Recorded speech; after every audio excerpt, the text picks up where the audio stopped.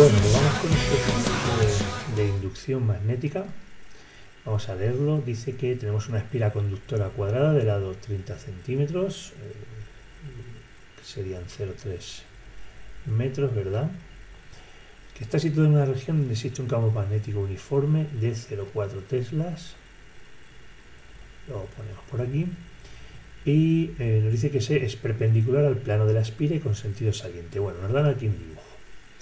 Lo primero que nos preguntan es calcular la fuerza electromotriz inducida en la espira cuando ésta rota 90 grados en torno a uno de sus lados en un intervalo de tiempo de 0,1 segundos. Bien, bueno, vamos a hacer una cosa para verlo un poquito mejor, y es intentar observar la espira como si fuera desde aquí, lateralmente. Nosotros veríamos una espira, en vez de ver la espira así, toda la superficie, veríamos una línea, ¿verdad? Vamos, una línea que sería así, este sería el lado, ¿vale? Y el campo, como está saliendo bien hacia nosotros, pues iría, como si dijéramos, hacia arriba. Bueno, os voy a dibujar de amarillo, aunque sea. Este sería el campo, ¿vale? Que estaría yendo hacia arriba. Voy a dibujar de esta manera. Bueno, hacia arriba, totalmente perpendicular. Bien, fijaos, ¿qué tenemos? Que este es el campo B, ¿vale? Y el vector superficie, voy a dibujar en rojo para que se vea bien. El vector superficie, en este caso, sería así, ¿de acuerdo? Es decir, esa es la situación inicial, esa es la situación que tenemos inicialmente. ¿Qué nos están diciendo? Bueno, pues que de la espira ahora va a rotar, ¿vale? Va a rotar y rota 90 grados. ¿Qué va a ocurrir? Que si rota esa espira, ahora esta espira se nos va a colocar, si lo vemos de manera lateral, justamente así, ¿vale? Si se coloca de esa manera, ahora el vector superficie ya no estará paralelo al campo, sino que ese vector superficie se sitúa perpendicular al campo. Bien, esa sería la situación final. Vamos a escribir eso. Pues en principio, apartado A.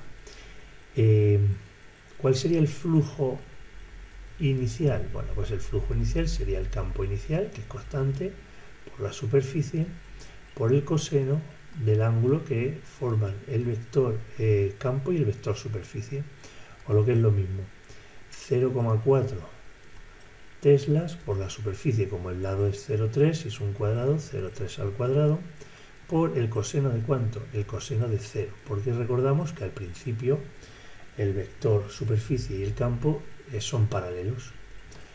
¿Qué va a ocurrir al final?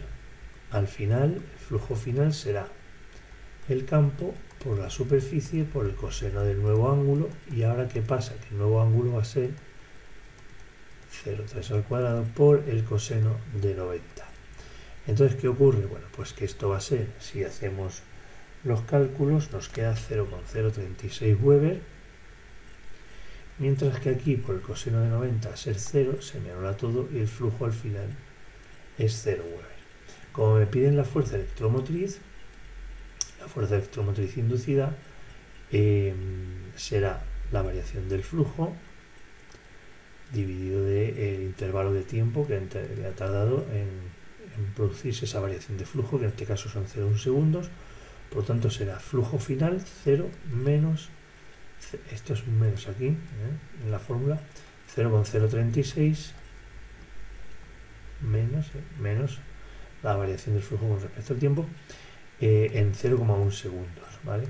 Si hacemos eso, nos queda exactamente 0,36 voltios, ¿vale? Bueno, pues ese sería en el primero de los casos. Nos dicen, ya hago el apartado C, que razona en cada caso el sentido de la corriente inducida que circula por la espira.